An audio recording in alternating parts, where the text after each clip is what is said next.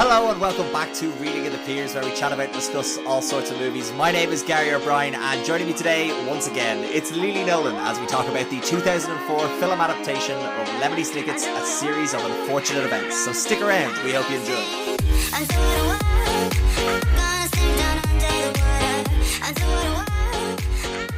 Okay, right, Lili. Imagine I'm a weird silhouetted Jude Law, okay? Okay? Mm-hmm. You got that in your mind? Right. Dear listener, if you're looking for a podcast with coherent conversations and good analysis for a movie, this might not be the podcast for you. I'd recommend finding something else on Spotify, like The Weekly Planet. However, if you do like the ramblings of a man who enjoys the work of Jim Carrey far too much, then I implore you to listen on. Hey, that's good. That's exactly Jude Law. I don't know how well the audio is picking it up, and I know this is not a visual medium, so I'm applauding. For those at home, I'm applauding. Okay, yeah. Very good. I love the little. I love the shadow. Rather than the pitter patter of your feet running out of the room as you realise, what have I signed up for? I'm Monty Pythoning it like sound effects for me getting out of the room. Yeah. Good job, Gary. What a lovely intro. You're back. I'm back. I know. How many minutes? You are back. It's been a while. Labyrinth, was it? I mean, we were different people then. I lived in a different house, I think. When was that? When did we do Labyrinth? Around October. It was during the spooky, scary season. Oh, yes. We chose an ooky spooky movie of Labyrinth for Halloween. That makes sense. Wow. It has been a while. You've aged. You gained an extra year. Thank legally. you. I'm glad you noticed.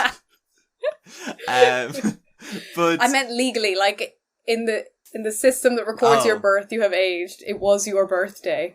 Yes, it was. And that is why I've once again brought back Gary decides to be indulgent for an entire month and forced his friends to pick between a narrow selection of movies. This year, last year was the Bros and O'Brien birthday Bros Bonanza. Everyone remembers it. It's still on the calendar. People come up to me this day. They're like, my God, what an event. Will you do it again? And I was like, you can't, it's hard to get lightning in a bottle like that. So what I've decided to do is different spin this year. Pierce Brosnan last year, hero of mine. We'll do about another hero of mine, Jim Carrey. But big problem was the Brosnan O'Brien birthday Bros Bonanza just rolled off the tongue. And there was no way I could do this again unless I thought of a good name. So what I've decided to call this series of podcasts is the, clears throat. The unnecessary and involuntary legendary visionary Jim Carrey library commentary done by Geary and a very wary honorary adversary for my customary anniversary, i.e. my birthday. And Lili Nolan, you have been quite obliging to come and do this, so thank you very much. You're welcome. I mean, I had to find a small amount of time in my very busy week for this. I did almost forget to watch the movie, not that I forgot to watch the movie, I just almost forgot to plan to watch the movie. But I'm glad that I did, because it was a favourite back in whatever year you told me it was released, and I've already forgotten. 2004. When I was 9, this movie, a series, or Lemony Snicket's A Series of Unfortunate Events. It's about 3 siblings who are orphaned after a fire. Just a kind of a grim start, and they have to go live with an eccentric cousin who's an actor. Who really wants to steal their fortune. I guess that the rest of the plot of this movie can be summed up by saying that the adults are incompetent at every turn, so the kids have to save themselves from lots of different kinds of peril at the hands of their their cousin, Count Olaf. I could summarize the movie in one sentence a little bit faster, and that's just that this movie is fucked. But apart from that... I thought you were just going to say it's a series insane. Of unfortunate events, which just kind of is. Nail on the head there. I think they say it in the start of the movie as well. Well, it's one of the first lines in the movie is the banker comes down and he's like, no, I thought it was the banker. Honestly, this is a detail I'm not aware of, but someone's like, a very unfortunate event has occurred. Oh, yes, it is the banker when he's on the beach. Yeah. It's the first of the series of unfortunate events. Yeah, this is all these poor orphans. Yeah, I love this movie so much. For 2 reasons. One, I watched it when I was a kid. Me too. Obviously when I was 9.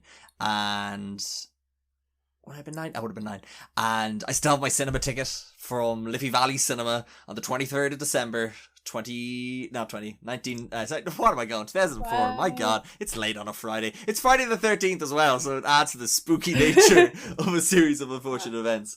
But well, Gary, you and I can only do spooky podcasts. Yes, we've that's decided true. We're like Labyrinth, Jurassic Park, Pride and Prejudice, very all spooky. What else? Holiday, very spooky. Very spooky. Halloween happens in that movie. It does. Right. Wonder Woman 1984. Horrifying. Spooky. Cheetah? That was a fancy dress. Anyway, we're getting slightly derailed. But sorry, yes. Yeah, so I guess why I love this movie for so many reasons is, one, watching it as a kid. Two, I'd read the books as well, so there was that added enjoyment of being able to see things I had read, portrayed or adapted for the big screen. And three, it stars the wonderful, hilarious, fantastic Jimothy Carrey. Jimothy Carrey. I think it's I like that I've also read the books for this. I think that's another important thread that runs through the majority of our podcasts. Yeah. Barring one or two. Well, even Labyrinth wasn't based... Jurassic Park. Labyrinth wasn't based on a book, but Gary, it was about a person who loved books. So this one, double-barreled, yes, we've got close. Someone who loves books Book and smart. It's based on a book. Book smart! My God!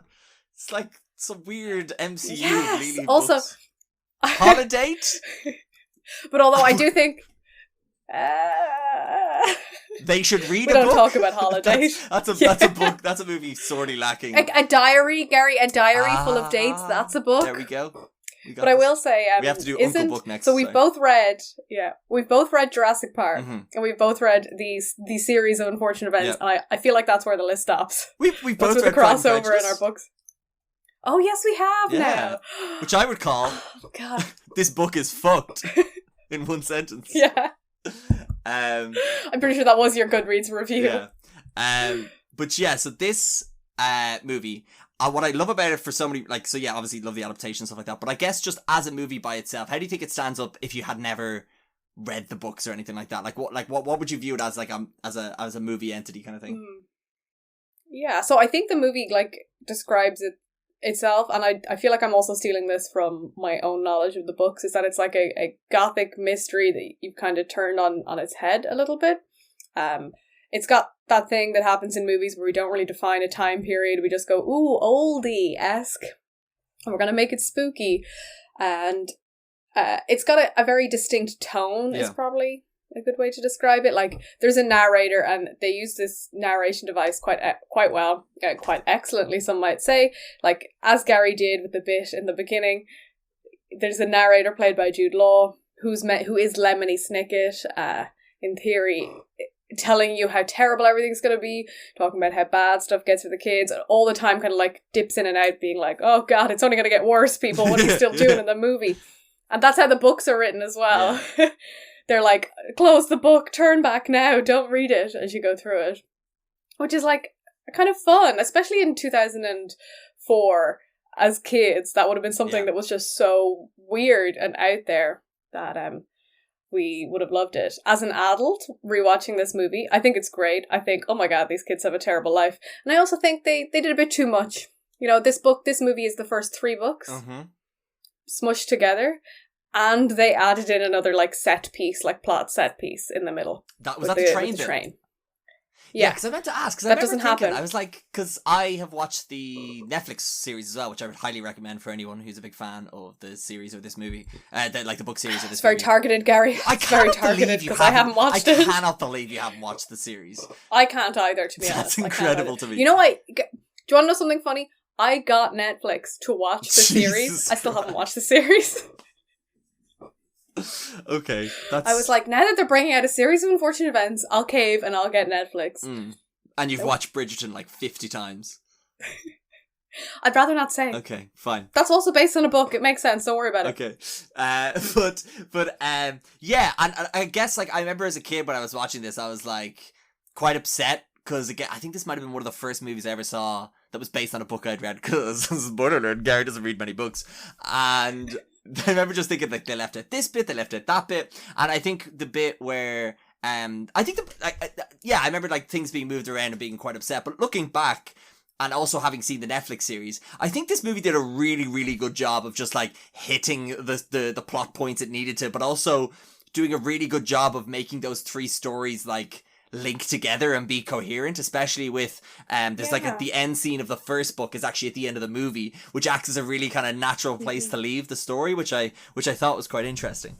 And even the bits they change, so like as we said, they take the end of the first book and put it at the end of the movie overall, and the way the first book actually pans out is like, so Count Olaf's trying to get her to fake marry or real marry him in a fake play so that he can steal their fortune. And in the book, she does that. Like, she signs with her left hand, and that's how it's her non-dominant hand, and that's how they like foil him. Yeah.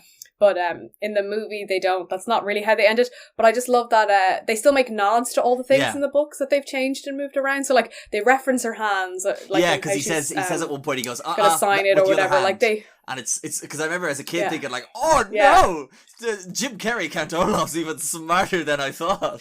He's read the source material. He knows. But it is. It's like a. It's like a good bit to like throw you off, you know, if you've read the books, and you're still going to get something kind of unexpected from it. It's a bit like, and of course Gary would find a way to bring this in, but it's a bit like the movie adaptation of Dr. No, where in the book James Bond puts a knife into his sleeve. And he uses that to then escape. But in the movie, he's like, leave the knife. And I'm like, oh, this Mr. Dr. No's even smarter than I thought. Mr. Doctor. Yes. Yeah. Or it's like the James Bond book to movie adaptation for GoldenEye. No, Moonraker. Sorry. Let's just keep talking about James Bond. This is great. For Moonraker, where they just changed the entire plot, and they were like, no one will see it coming. Yeah, the entire movie. Yeah. But I guess another kind of thing that I love about this movie is, I'm just going to keep moving from section to section saying how much I love this movie. The cast of this movie is incredible when you look at the star power that it has. So obviously it has the three kids that are like whatever, but it's got Jimothy Carey, it's got Billy Connolly. By the way, a little warning for everyone, Gary's gonna do a bad Scottish accent for a bit of this, and then also got fucking Meryl Streep. It's got what's her name again? Oh, I wrote it down because I was so surprised that Catherine she was O'Hara? in it. Catherine O'Hara, Jennifer Coolidge, Dustin Hoffman. Like, what a fucking cast for what is effectively a Nickelodeon Timothy movie. Spall. Yeah, Timothy Spall as well. He's Poe. He's Poe. And then there's the other guy who looked like he was in Pirates of the Caribbean, but I couldn't tell you for sure. Yes. It's funny how many great actors. And I think this was like, of the kids, I don't think like Klaus and the baby went on to do much. But I mean, Emily Browning's been in tons of stuff since this. What's she been in? That's a good point, Gary. She's kind of died off in recent years, but she had a little resurgence where she did like Sucker Punch. Like, her career started, and then I think she must have changed it. You're the IMDb man when we're podcasting. You're going to have to look this up. I'm on it. Let's see, because I loved her, and I went to see all the other stuff she was in afterwards. So yes, Sucker Punch, Magic, The Host, Summer in February, Plush, God Help the Girl, Pompeii. She's in Pompeii. Uh-huh. You know that movie with Kit Harington about Pompeii? Oh, yeah. She's in that. What else we got? She's in Legend. You ever seen Legend? It's a great movie. The TV show? 2015. No, 2015. It's got Tom Hardy in it. And it's all about Tom Hardy and his brother Tom Hardy. It's very good. Okay, well, anyway, in 2022, Gary, in 2022, she was interviewed with the Irish Times, and she said, I didn't like the world, and she wanted to go back to her other life. There you go. Oh my god, a very series of unfortunate events. But she's also back in movies. She's in American Gods. She's on TV now. Oh, it's not the same. Not the same as a big silver screen. Anyway, but yeah, like I said, cast unbelievable. So I guess another kind of part about this movie that kind of, brings a bit of sadness to me is that they never made more of them. And I remember being really excited in the hopes that they would, which is why I'm quite happy they were able to do it for the Netflix series. But like, I don't think it made a lot of money. Like, I had some numbers in front of me, but I forget them now. But it's just like, could you imagine if they were able to keep up that like caliber of celebrity like for each movie? It just would have been incredible. Yeah. I think it made its money back, but I don't know if it was like well received. I understand. I think what they were trying to do with putting the three books together into a movie to kind of give you that mystery. So that kind of mystery of the amber spyglass or telescope, whatever you want to call it, and what happened to their parents, that obviously runs through all 13 of the books in the series. And you only really get drip fed it at the start, but obviously with the movie they kind of wanted, I guess, maybe to lay like more ground into that mystery because it's the central theme. And you have more time in a book, you don't really in a movie, so I guess that's probably why they smushed it together, but maybe just ended up feeling a bit long. Or a bit... It's only like an hour. Overcomplicated? 50 minutes, isn't it? Yeah. It's quite short. But there's a lot of big set pieces in it for one movie. You could have taken out Meryl Streep's bit. What? Never. How dare you? No, not that I would want it, Gary, but like she should have got her own whole movie if you think about it versus absolutely. Like putting two of them together. Because I think it's kind of roughly done on half-hour splits where you have half an hour with the kids meeting, like obviously the parents, finding out their parents dying, going to live with their, I think it's third cousin four times removed, or fourth cousin 3 times removed. Or fourth cousin 3 times removed. Who knows? And it's them living with Count Olaf, and it's understanding that he's actually a horrible man who only really wants them to be able to take their big fortune. And then the next half an hour is them living with Billy Connolly, Uncle Monty, who loves snakes, and I really want to dig into a bit later about how much this man loves snakes. Oh, and this being a I want a whole 40 minutes on that, Gary. The whole 40 minutes, 10 minutes longer than the movie gave him. And like it's all about, spoilers by the way for this movie, where he's eventually killed by Count Olaf, who is able to use disguises throughout all 13 books just to always be able to chase the children somehow. So in the second section or movie, he pretends to be an assistant of Uncle Monty, and then the next half an hour is them living with Aunt Josephine, who is like what would you even call it? It's not a recluse. She's just very super. She's agoraphobic recluse. Like she's got a lot of She's very concerned about everything at all times. And big fan of grammar. Oh yeah. And then the last half, and then Count Olaf then, finds his way with the kids again, and is then takes them and then tries to do that wedding in the last half an hour. So it is quite nicely distributed, I guess, throughout. But I will say that first 30 minutes just sets up the world, the characters, and just this universe so well. Yeah, and this universe, the key piece about this universe is that the adults are useless. Useless idiots, yeah.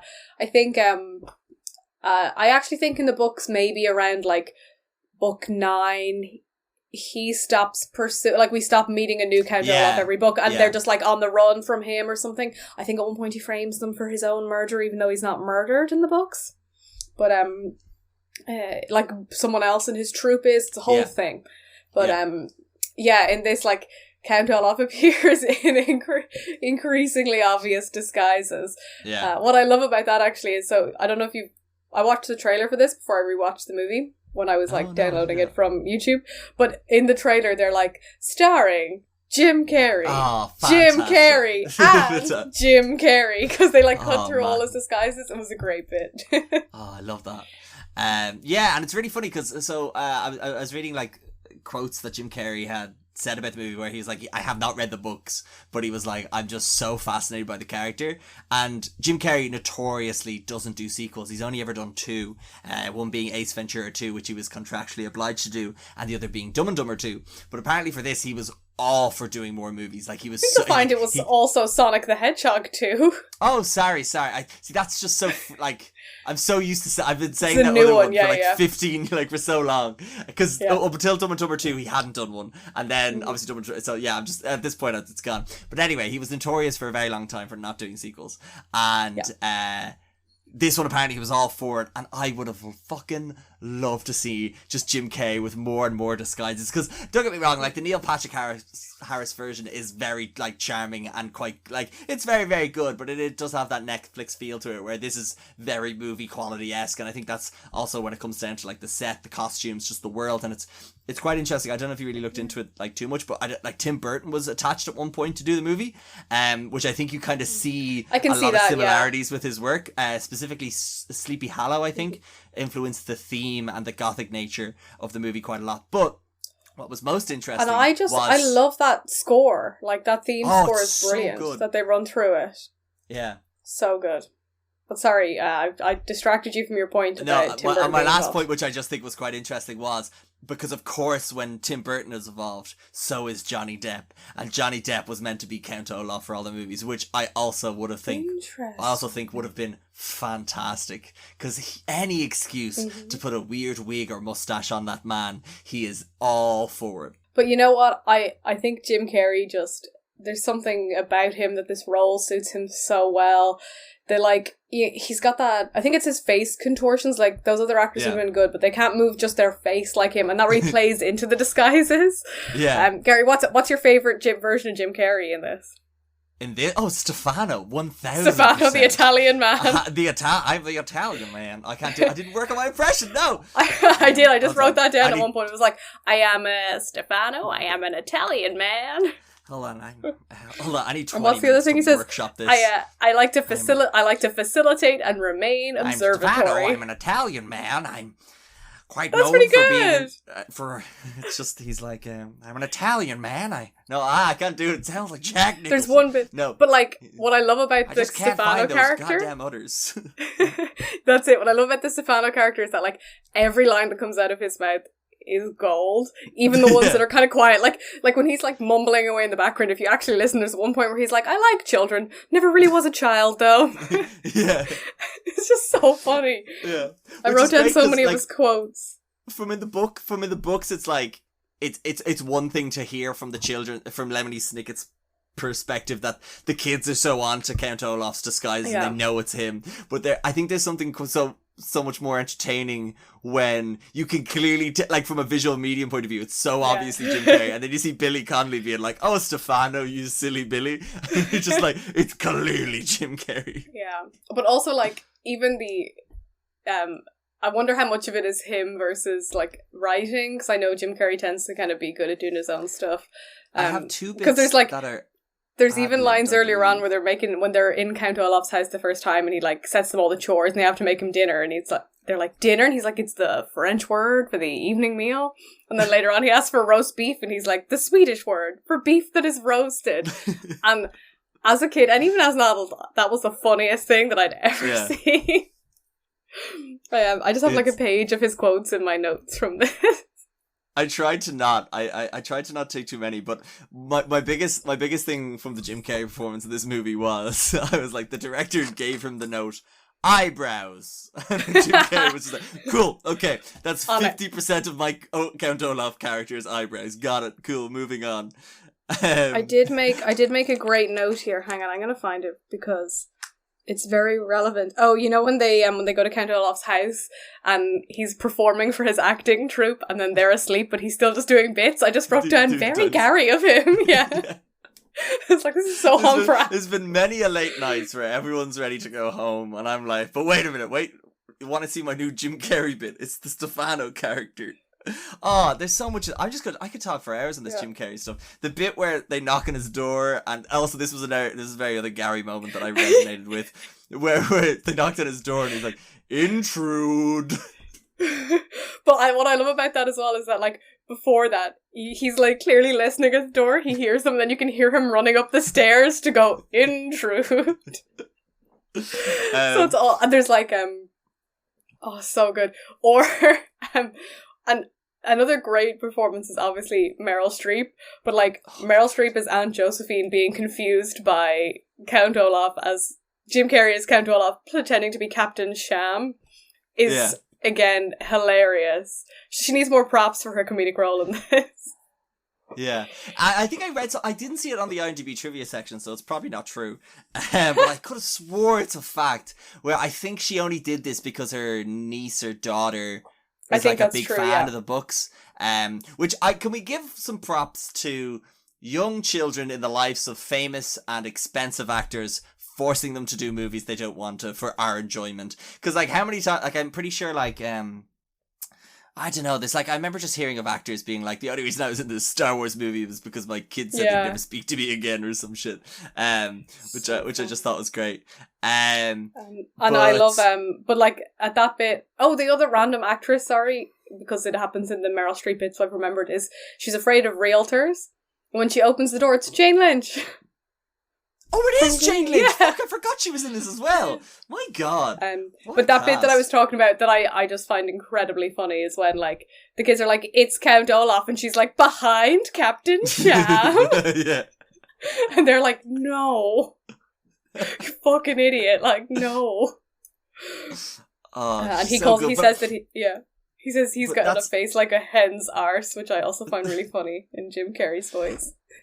But like and again, like just the strength of the cast, like the fact that you can love and just be so sad about the death of Monty is just incredible. Yeah. Like with such short screen time that Billy Connolly has, and I don't know, it's very sad recently. I don't know, I probably shouldn't bring it up, but it is a series of unfortunate events. If people knew what they were getting into when they listened, was I don't know if you watched his BAFTA speech recently. No. Oh, it's very sad. He got a Lifetime Achievement Award, but he's talking a lot about his Parkinson's and stuff. But yeah. He's just a very nice man. But keep it to cheerful stuff. Snakes. Snakes. Abby and I wrote down a lot in my notes. Abby and I love this movie, my little sister and I, and a lot of the like stuff in it is bits that we would then do to each other as kids. Like, you know, when they're taking the kids away and he's like, take the kids away before I lose it big time. Like, we just used to say that to each other all the time. Yeah. Be like, stop it now before I lose it big time. But just back to Monty, actually, I love this character for so many reasons because he's such a warming character. Oh, the little udders, that's the other one. The udders on the snakes, Jim Carrey can't find them. My big thing about Monty is, from both the books and the Netflix show and this movie, is just like they really want to go in hard about how much this man loves snakes. From the moment you see his house, there are snake statues, snake hedges. I can imagine, although I don't know for a fact, but I feel like if he has columns on like a porch, there's snakes revolving around them. Oh yes, Which is just such a red. I know Monty's a nice guy, but it's such a red flag. Like nobody's house should scream what their hobby is as hard as Monty's house. Like, even if your hobby isn't snakes. Even if it's a more normal hobby. Yeah. Like, imagine if you just walked into my house and it's all of a sudden it's just like a cinema foyer. Like, it shouldn't.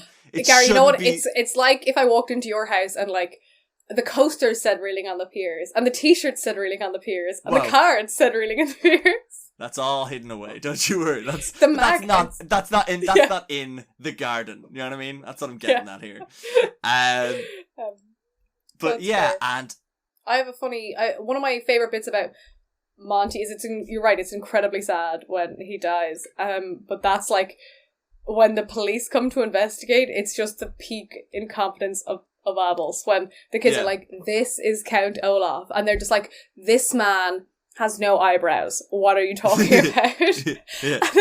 And then they're like, he tried to kill us with a train, and the inspector just looks at them and goes, where would this man get a train? And carries on, and they're like, oh my god, he's got a tattoo on his ankle. And they're like, it's makeup, rub it off. And the adults are like, children, please, don't be ridiculous. We're going to wrestle you to the car. We're going to let this strange man wrestle you to the car. And if you listen in the background, Poe is like, now children, have a good time, don't complain too much. And they're screaming, being like kidnapped by the man and the doctor, who's his acting troupe pal. Classic, so funny. Classic comedy, classic kids acting. But it's funny, I find good child acting, by the way. Sorry, speaking of great kids, child acting. Let's talk about that for a bit. From the they were all quite young in it, like Well, what age was Emily Browning, Miss #1 Emily Browning fan of all time? Oh, Gary, you are asking me a question that I might pontificate in advance of answering as I check the answers. So, she was born in 1988, which would naturally make her 14, probably 15 filming, let's say. For those who can't see the video format, Lili's doing all this with her eyes closed. This is crazy. This is like some Minority Report level shit. What I actually did was just tie a blindfold on and think about it. I'd say she was, 1988, so that's 12 in 2000. When did this come out? 2004? So probably filming recorded in 2003, yeah. Yeah, so... It's young enough. 15? 15. And it's the end of the year is her birthday, so 14, 15 probably making this. God. And she's the oldest. So that's, incredibly impressive.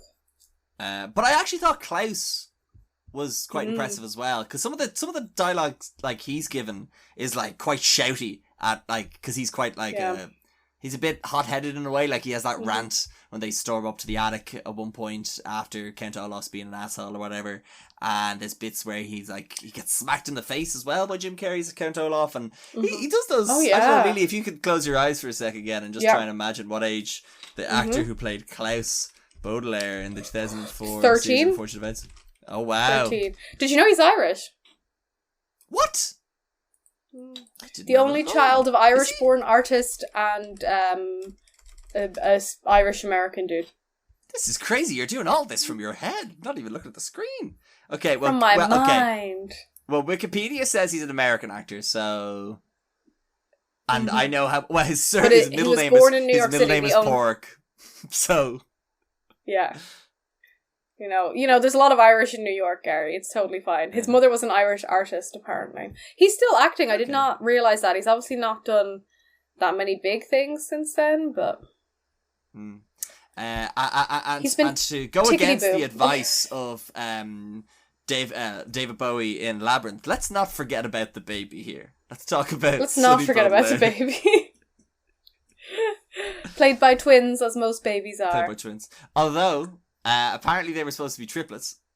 But the triplets they were suffering from like, what was it, like separation anxiety or some shit like that? Where basically you would put one by itself and then the other two would start crying and shit. So they had to be like, right, they fired those triplets. Imagine being fired from a job before you could even speak. Hilarious. They fired that baby. They forgot about that baby is what they did. Times 3. It's a lot of babies to forget about. I know. But yeah, it's played by twins. I don't think they ended up doing too much either. But really, really good. It's a very solid movie. I think I think my biggest drawback from the movie is that like it does feel very kiddish. Like it feels very, very kiddish. And I don't know if that's because it's from like a Nickelodeon point of view or whatever. But like I think this was like the part of Jim Carrey's career where I feel like he was doing a lot of family friendly stuff, like with this and The Grinch and Mr. Popper's Penguins, like all those kind of combined together, where it was just like kids movie kind of stuff. But although I feel like at the same time he was doing Dick and Jane and Bruce Almighty.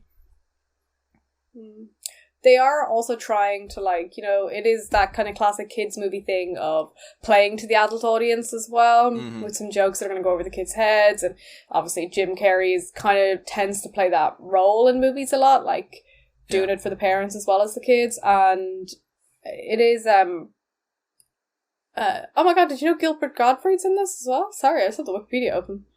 He's Is he? He appears as Aflac Duck in an uncredited cameo. What? Oh, a commercial? Oh, I'm really come confused. On, Lili. What is this? What is that? I'm really confused, but apparently he's in How have we sunk to the levels of uncredited cameos and commercials? Come on. Sorry.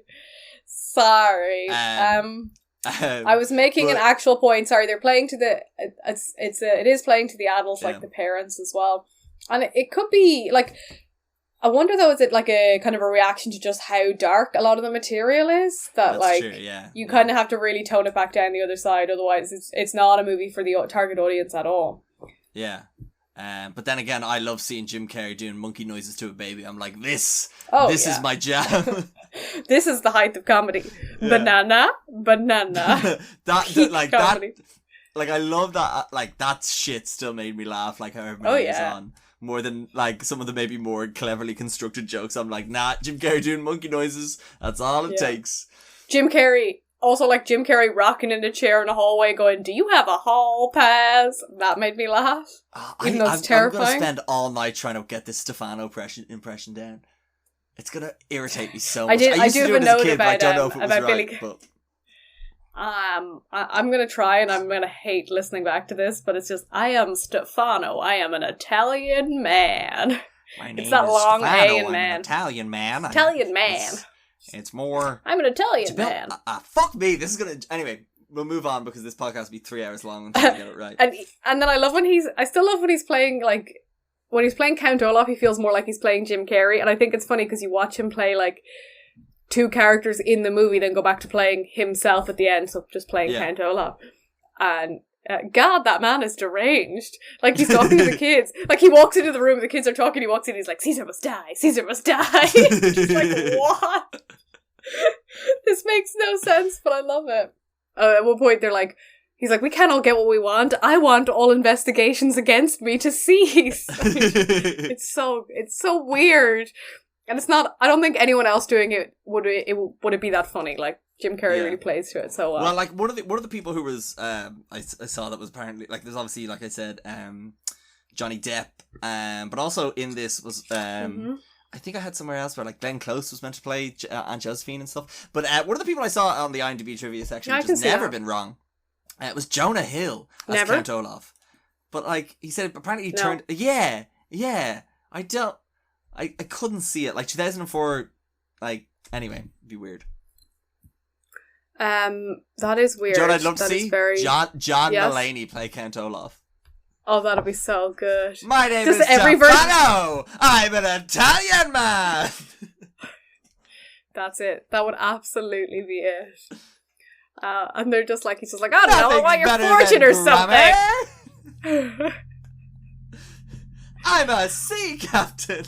Sorry. Listen, orphans, I don't know, whatever your name is. Oh, when he looks at his hands to check the kids' names, that's also great. How did we forget that bit? I have some other kind of interesting trivia and facts now that I've checked out my trivia section. Oh, you got a bit of trivia. Well, I was going to say, so it's written, like, the author who pretends to be Lemony Snicket, his name is Daniel Handler, and he did, I don't know if he wrote the final script, but he definitely wrote the first one. The, like, original idea of putting it all together, and I think that's nice. I always prefer when the author's involved. Yeah. But I think it's very important, from what I've learned from movies in the past, where it's very important to have the person who wrote it involved, but also get a scriptwriter to do it. And I think one of the best, most recent examples from it is J.K. Rowling with the Fantastic Beasts movie, where I actually I didn't really love the first two movies, but the third one wasn't very, like, it wasn't the best movie ever, but I thought it was the best one of them. And I think that's because they were able to bring a scriptwriter in to, like, teach. And you know what? Tell I think story with the movie. Yeah.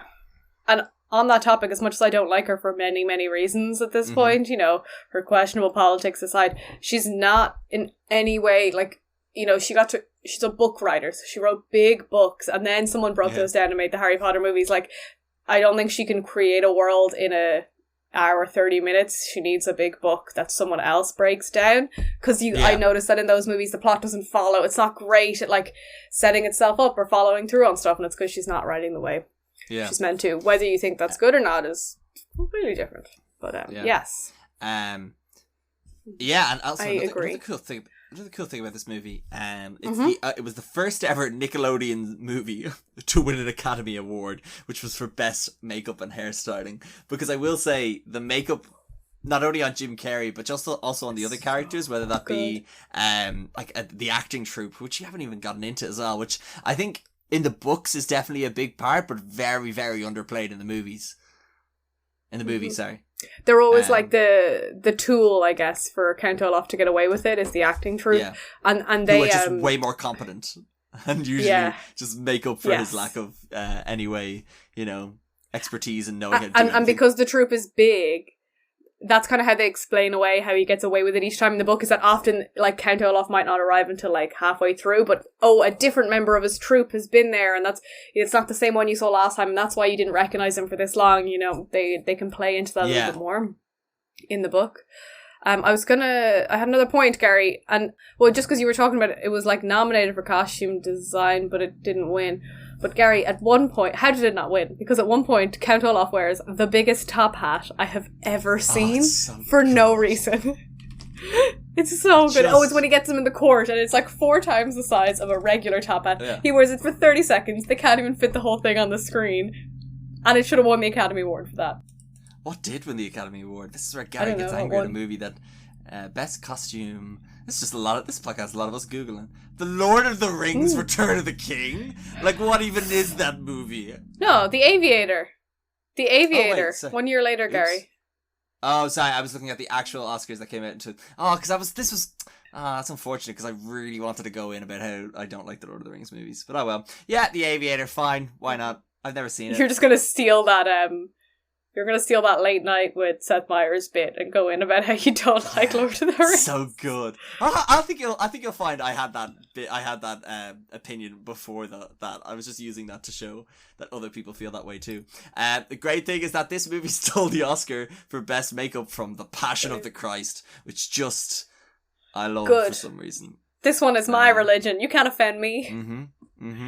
I'm looking at best actors, and so far I'm seeing no names that are Jim Carrey for that year, which is quite shocking. Well, how dare they? Jamie Foxx for Ray is Ray Charles, Don Cheadle for Hotel Rwanda, Johnny Depp for Finding Netherlands. It's very difficult to find the lowlands of Holland, that's what I'll say.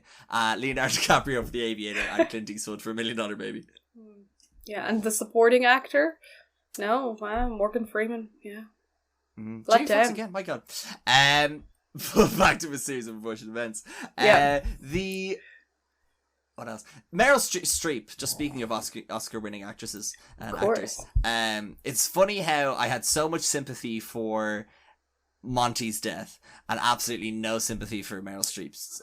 No, well, I mean, she gives up the kids. She's like, she gives up the kids, but also you take those kids. Yeah, I just, as someone who is notorious for not proofreading, I take serious offense when someone corrects my spelling or grammar. So to see a character whose main personality trait is that, I am immediately against this person from the off and want you just already don't like her. I already don't like her. And when those leeches kill her, big fan. I cheered. I remember 9-year-old Gary, and I've never done it since. I got up and clapped and just did an entire lap of the cinema, clapping, being like, this is cinema! It's me, 9-year-old Gary John Mulaney! But and like they find the banana, and then the leeches, she sees the leeches in the distance, she yells, "It's the leeches!" Like, we didn't already know that, Aunt Josephine. Come on. Yeah. Provide us with some good information. That's the scene where they, Lachrymose Lake, and there's a whole thing where her husband had died. She was quite an adventurous woman before that, and she becomes quite like you said earlier, like a bit of a recluse after that happens, after she gets eaten by these carnivorous leeches, and she always says that if you're not supposed to eat half an hour before you go out in the lake, otherwise the leeches get you. An hour, a full hour, Gary. A full hour. Because Ike only waited 45 minutes. Ike only waited 45 minutes and the leeches got him. So 1 hour. Do it as John Mulaney. Say it's the leeches as John Mulaney, please. Okay, you know that like my impression. Your John Mulaney is one note. It's very one note, so I think you can already hear how I'm going to say it. I'm ready. Yeah. You've got to wait 1 hour, or the leeches will get you. That's it. I would like you to say as John Mulaney, "I'm Stefano. I'm an Italian man." No, because I can't do the proper impression. It's going to irk me until I'm able to do it. Okay. Well, that's how we'll know. One day when you start John Mulaneying that you are an Italian man, we'll know that you've cracked the Stefano code. I have my Stefano down. But what I love, and this is the moment of the podcast where I want to transition into your deep dark love of my deep dark secrets events. I'm ready. Was because you're a big fan of correcting and a big fan of grammar. Don't know what you're talking about. I'm not going to talk about that, because you love correcting so much, but you once did a project, or you once wrote to the author? I did. Of the Gary, Lemony Snicket franchise. Both things are correct. So 9-year-old Lili, so this in primary school, we had to do, so from like 8, 9, 10, 11, I think that's 3rd to 6th class, we had to do what were called personal interest projects. So we could pick anything that we wanted, and we had to write a project on it, and it had to have however many pages, and what I always remember is that it had to have like a game in it too, so like a word search or like a quiz or something to that effect. It just had to be something that you like, and you had to put it together. So in 3rd class, I did it on lions. I was really into lions at the time. I'm a Leo. It was a great project, not gonna lie. I got 95% in my lions project, Gary. I was pretty impressed. Okay, we don't need to hear your fucking results. In 4th class, Christ. Who just are you wait, Gary. For here, huh? In 4th class, me, myself, and I, John Mulaney. Okay. In 4th class, I did it on a series of unfortunate events. So the movie hadn't come out yet, but we knew it was coming out that year, and I was just so excited. I'd read a good few of the books at this point, and so I chose to do my project on a series of unfortunate events. So I wrote like a little character profile for all the characters. I introduced like the kind of idea of the plot, what it's about. I gave like my view of the world. I think it's important to note that I wrote this project in the style of the Lemony Snicket books as well. Like the cover page says, "Do not read this project." You get to teach you to stop reading. Yeah, do not read this project. Turn back. Give Lili more than 95%. One of the things I had to do was write a letter to the author. I enjoy reading the letter the 9-year-old Lili wrote. It's so like, I am a fan of your books. I like that Violet does this, and I am writing my project on it. But I got a telegram back. It's obviously like, so it's like a printed one. It's obviously what they just send back to all people who write a letter. But I just thought it was such a nice touch, because not everyone does that. But it was so sweet. And the telegram comes back, and it's like, I'm going to find it. I'm going to read it to you, Gary. Do you want to? Stop reading. Do not read this telegram. You've made a big something mistake. Like that. Ladies and gentlemen, for those who do not have access to the video, Lili has produced what I could only consider a very large binder, which I just think nobody should have shit from that long ago in such a large collection. I will point out that this folder has my Lions project in it. It has my certificate. From earlier, I remember. That's a good callback. It has a special award I got for tidying up in 2000. Why are you flexing this hard on primary school achievements? Gary, it's got my my ballet distinction. I got a silver with distinction, and most people only got a silver. And I cried so hard for no reason. What is going on? But it also has like pictures that Abby painted for me. So like I've got a picture of me and Abby outside school that she painted on the back. It says, "I hope you get well soon," because my little sister loved to paint me things when I was sick. But anyway, I got through all of that. She wasn't just like, "Get well soon. You're gonna be sick sometime." It wasn't creepy. But I'm showing Gary on camera. I'll turn off the blur. Hang on. So like this is the little like postcard they sent me back. But like, so this is what I mean with the back. It's very much done like. Or are you gonna read it? No, I was just showing you. But it's like, I hope this telegram arrives safely. Unlike me, stop. As in the style of a telegram. It appears to leave out important letters. Stop, and then all the letters get worse. Suspicion is like a horrible fire because it spreads quickly. Count Olaf will stop at nothing to get what he wants, including posing as an innocent reader of very sad books. Stop. That would be an evil thing to do. You should be ashamed of yourself. Stop. It is not difficult to shave the space between one's eyebrows or cover a tattoo with peanut butter. Stop. Of course your guardian is probably also in disguise. Who knows what you are hiding underneath your bed? Stop. In the present situation, it would be particularly problematic for me to comment on the Baudelaire case. Stop. I look forward to the very fine day, the VFD, which is, we can talk about that in a second, when treachery is nowhere and we can correspond freely. Stop. And then it says, time stoops to no man's lure. It's just such a nice little thing. It came from New York. I will say, like, for something that this man did not, or like whatever publication or publishing company did not need to do. That is a very very cool touch. But they it's a printed card, obviously, but like they still write your address and your name on the front and send it out to you. And I think that's such a nice little thing to do. Which is really funny because when I have wrote letters to my heroes before. Yeah, it's funny. The word "stop" is featured quite heavily, but in no regard, by no means, it's in the form of a telegram. It's very much a directive and an action. Yeah, that's a frequent reoccurrence in your life. Though. Another funny phrase they like to throw in is cease and assist. cease and help me. Yeah, sorry, cease and assist. Stop procrastinating, Gary, and help me. Yeah. No, cease and assist. Yeah, but yeah. Yeah, so I just really appreciate that. I hope I did it justice. Actually, there's like letters missing from the little telegram, as they said there would be, but that's a visual gag, and I just don't know if that plays so well here. Send me a picture of it. I'll put it up on the gram. Yeah.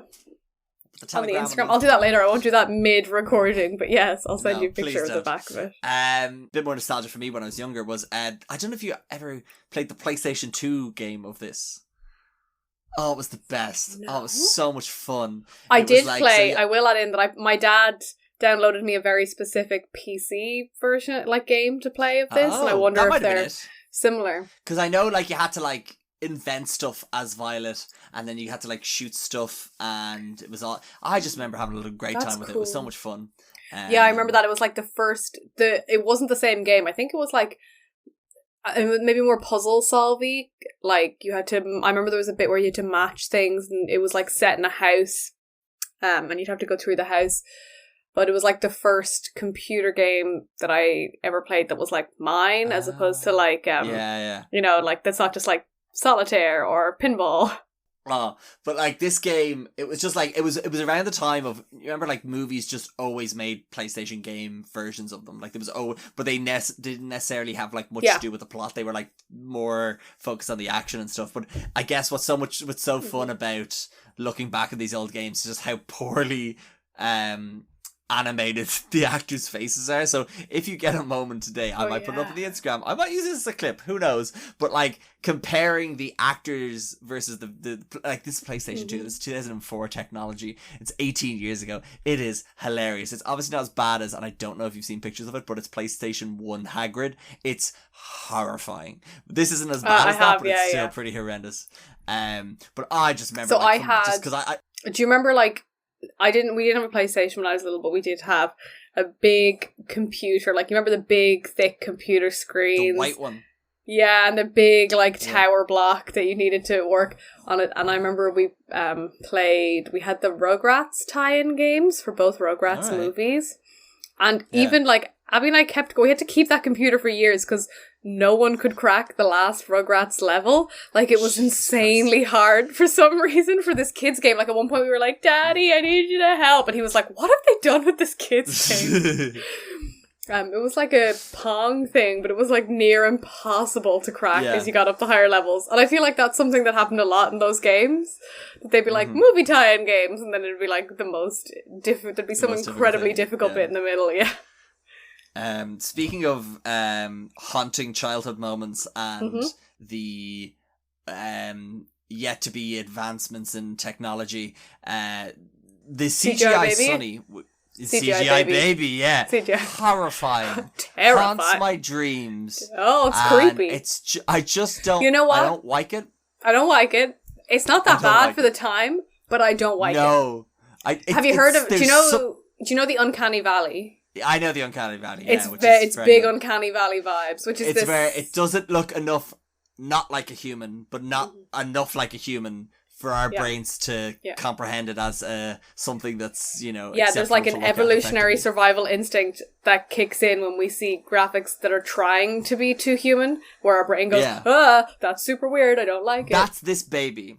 But like, there's just something about the Uncanny Valley that's like, I don't mind. You know the way, like, it's a bit like in Rogue One with Princess Leia and Moff Tarkin. You know, it's not there yet. It's a bit, there's something off about it. But there's something about when you involve a child that just makes it more horrifying that I can't forgive this movie for. And apparently also I saw something where the director, and a snake.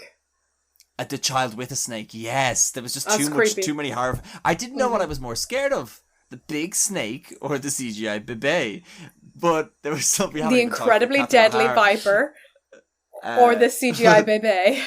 The CGI bebe, but the the director apparently wanted to just have a CGI baby for the entire movie, and I am so thankful they made that wise decision to not do that, because it's like, I feel like there's movies that like undertake a very like I'm trying to think of a movie that like was like, oh, we'll just do it all in post, and it just ended up being the worst thing ever. I feel like the movie The Lawnmower Man did that, where Pierce Brosnan didn't necessarily know how it was going to turn out, and when it did, it was like, oh, this was bad. We shouldn't have done this. Which I feel like would have happened. I'm trying to think of a good example of that. I feel like I know loads of them. I think you'll find, Lili, I think you'll find I gave the best example possible, which was the 19 movie with Pierce Brosnan called The Lawnmower Man. Well, of course. How could I be so wrong? Oh no. I know. They used that Uncanny Valley effect in, you know, Pierce Brosnan's face in Mamma Mia 2000 and whatever. Oh, you know it. But except it's his voice where you're like, no one should sound this good. This sounds weird. I've been trained from an evolutionary point of view to know humans can't sing that well, but clearly something is happening.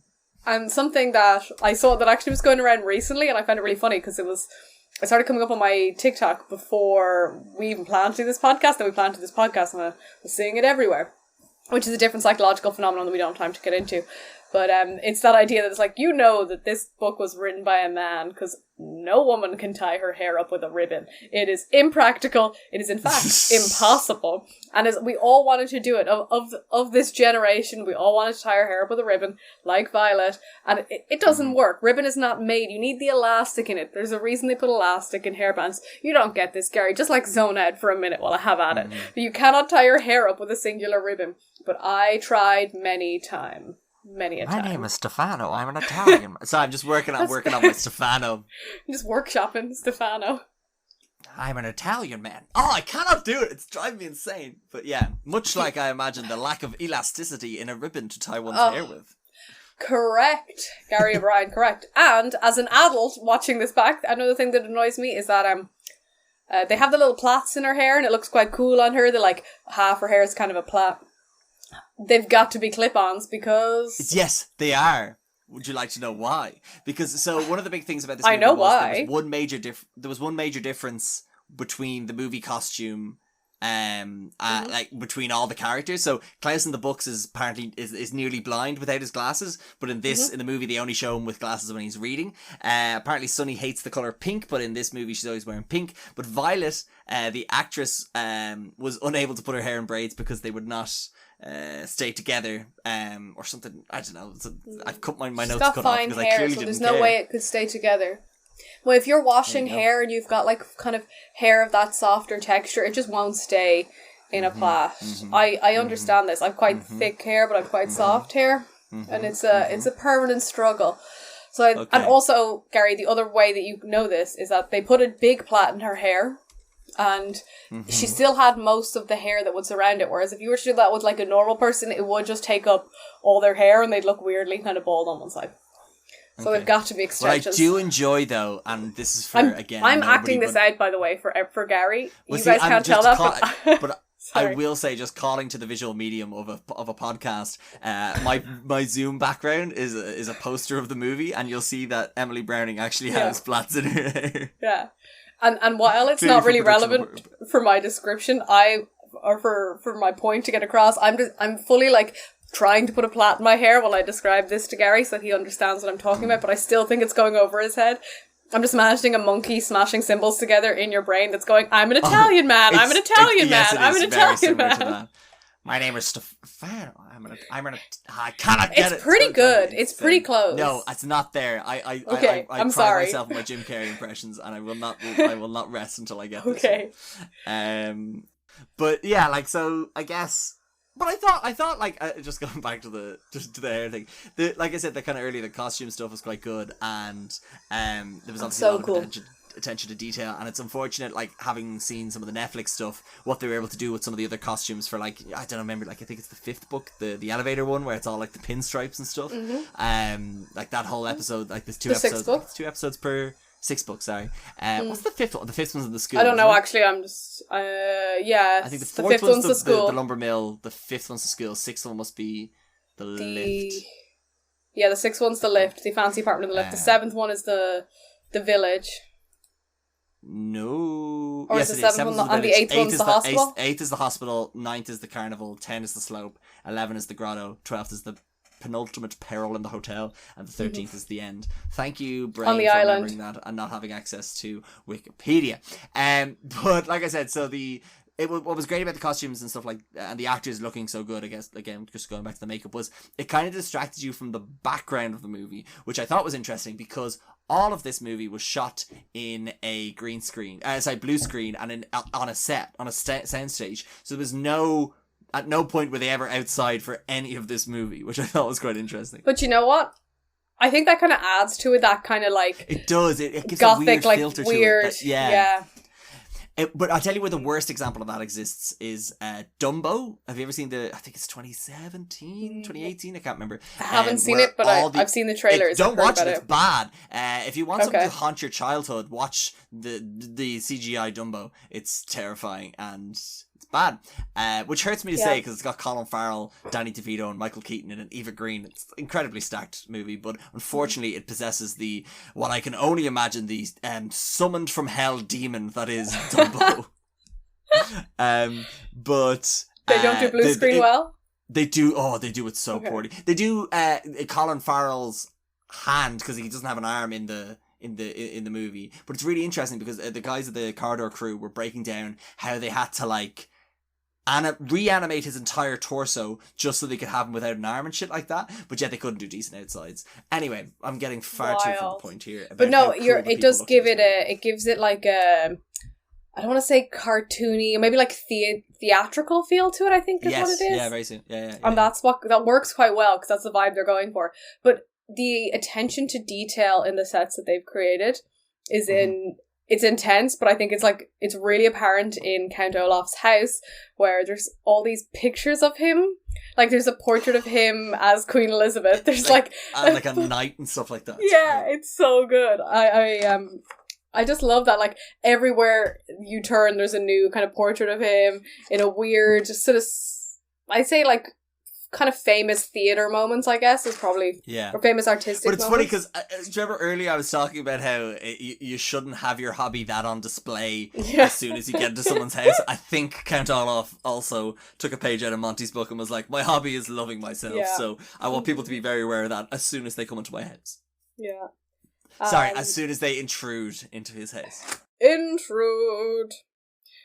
Sorry, I said that aggressively. I also wish I'd gone back, and there's a moment where he gives the kids chores, and I saw like the first two, and I was like, oh, I must go back and pause it and read it. I had the list. It's not as entertaining as one would expect. Like it's obviously like, you know, like clean iron and steam all clothes and like repair all buttons and stuff like that. Okay, cool. But yeah, I did also write a note. Sorry, that's when he's meeting them and he's like, "You're a gloomy looking bunch," and they're like, "Our parents died." I don't know if you've ever like if you do this. It's well, I don't know. I consider it well known because I've known it for years. But again, I'm a weird person. Where the bit where he's like, "Ooh, what's my line? Tell me that again. Hit me with it again." Like that's actually Jim Carrey saying that because he did forget his line. Which I just think works so well for the movie as well. Also, here's a little sneak peek for the Ace Ventura 2 podcast, which I just go. Do you know the scene where he sings "Chitty Chitty Bang Bang"? In where he's like in the car. Apparently Jim Carrey just forgot his line, so he started singing "Chitty Chitty Bang Bang," and they just kept it in the movie. So it works. It works. My God. Yeah, he is, but he's got that, like, you know how we were talking about his facial expressions and how like varied he can go with them, and like, but even just the way he holds his body, it makes no sense. There's when he's showing the kids around the house, he's got like one arm up in the air and the other like up behind him, and he's like this way. I hope no one ever sees my impression of that. Just watch the movie, kids, and you'll understand what I'm talking about. But it's so funny. Oh, and I know I talked earlier about his, like, little lines, but they really never, like, they're so good. He tosses the kids in the room and he's like, "This is where you will sleep, time permitting," and just leaves them there. And it makes no sense. I'll watch it again now. It's so good. I would highly recommend it to people, even if they haven't read the books. And I'd say even if you watch the Netflix series, definitely check it out. It's well worth it. And if you've seen this, go watch the Netflix series. Lili Nolan. And something that I enjoy. That's a general call out to the audience. The audience in the name of Lili Nolan. Something I enjoy when I watch things that you like, or things that you recommend, or things that just that you talk about, is I watch them and I can see the little bits in them that you've used to form your own personality. How dare you? It's so funny. Like at one point Jim Carrey calls the room the rumpus room, and I was like, this is why Gary calls all rooms he stays in the rumpus room. Rumpus room is from Auntie Donna. Okay, I feel like that they were probably inspired by Jim Carrey, or I mean, who knows? But they like might have been. My God, it's just subliminally. The rumpus room is now. Yeah, in fairness to Jim Carrey and Auntie Donna, the rumpus room is a phrase, but when I see it in like media that I know you like and you consume, I'm like, this has lodged itself in Gary's brain. That's very fair. That's very fair. It's something that I started listening when I started listening to the Auntie Donna podcast, and I was like, this is just a preview show for Gary jokes. I could get the next episode early. How dare you? How dare you accuse me of stealing jokes? I'd never. I am Stefano. I'm an Italian man. You've no idea how I'm going to stay up all night. I'm going to say this to you so often now. I am Stefano. I was wondering if I closed off my nose. Yeah.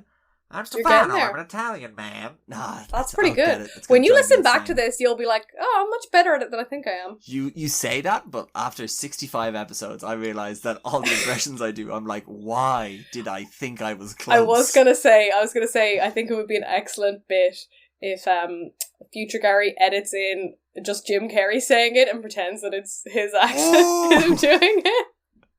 Wait, I'll give it one more go. Okay. I'm an Italian man! I think that's the closest I've gotten yet. Gary is suddenly swarmed by dogs and I know, animals my and God. creatures of all varieties. But yeah, I think that's a series of unfortunate events. Yeah. But also, I think we've covered the movie of a series of unfortunate events. The series of unfortunate events is just your progressively more aggressive Stefano impression. You have to say, Yeah. and it's important, Gary, that when you get it right, that you have to do all the other Stefano bits. Some that I have gathered for you include facilitate and remain observatory, or as a child, I became neurologically challenged in one side of my body. You'll get there. There is one thing we didn't talk about, though, and it's this, so just one thing that runs through the movie that's quite cool and it runs through the books is this idea of what happened to their parents and like this secret society that they're involved like the in. plot. Oh right, yeah. I suppose we'll Do you talk remember about that bit of the plot? Yeah. The mystery, the big part of it. Yeah. The VFD, as they say, which is Yeah, sorry, and that's a callback to the. I wanted to mention that when I read the telegram, and because he mentions the very fine day, because VFD is an anagram that kind of follows the children around through the books. And it's a secret society that their parents were involved in, and Monty and Josephine, and actually Count Olaf, you'll notice at Josephine's house when she shows them the picture, and they're like, and then she takes it back off them, they go through like their parents and Monty and Aunt Josephine, but there's like a blurred man on the side, which is Count Olaf, which is such a cool little detail that they went to put all that in there. I think, spoilers, that it's Volunteer Fire Department is the actual acronym.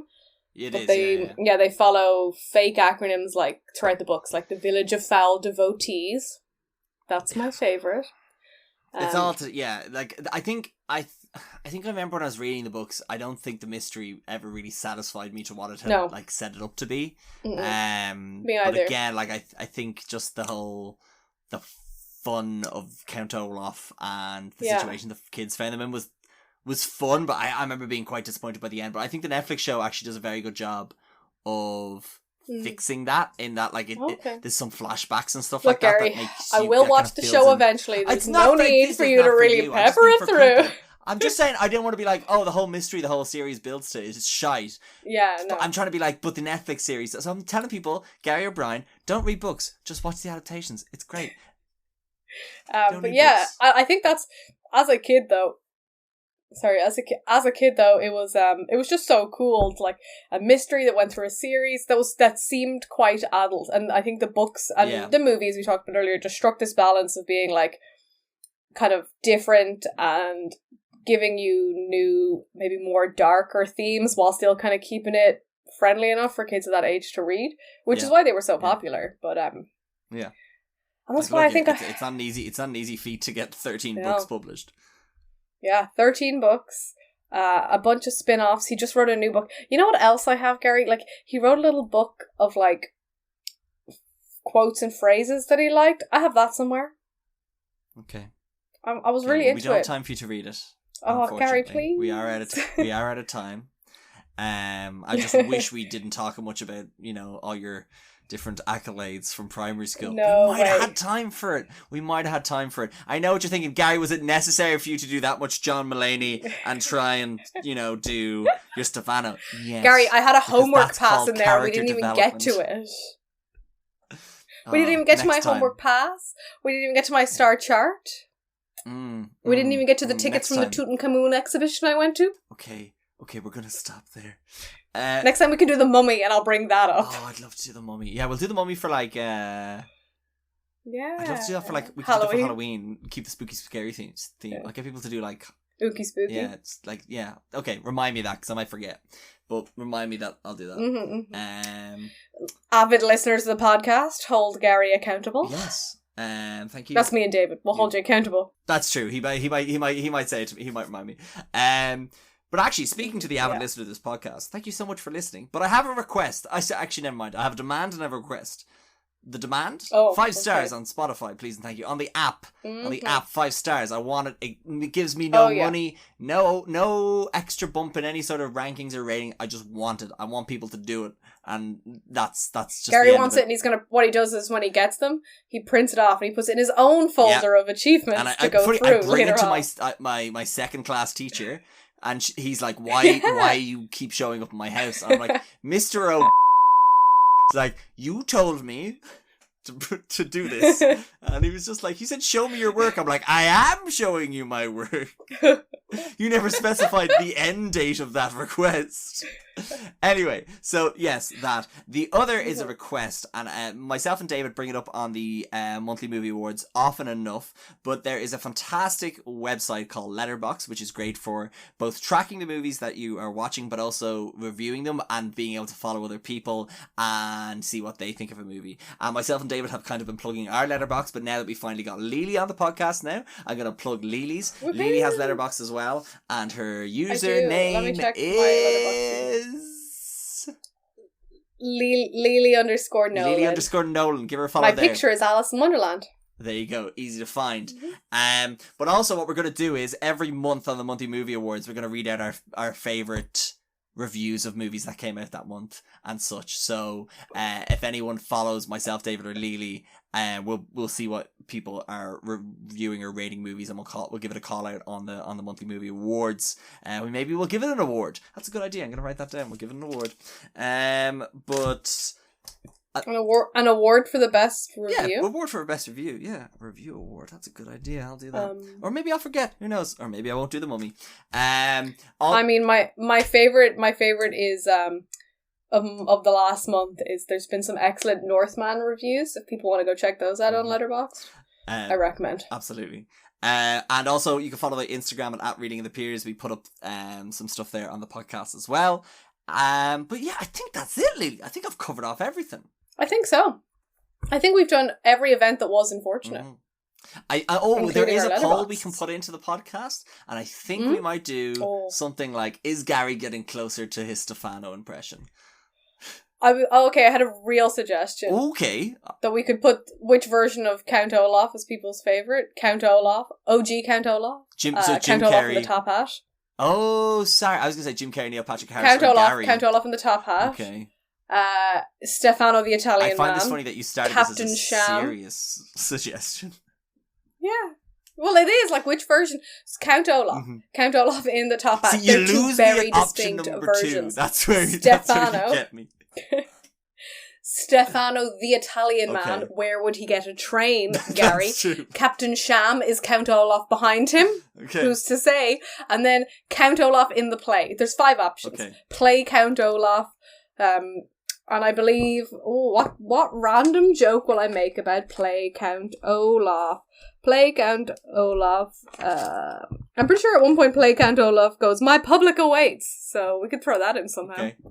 Okay, fine. I guess that'll be the options. But if people could just message me and tell me my Or, Stefano's getting closer. Sorry. I have one more Count Olaf. Okay. I have one more Count Olaf.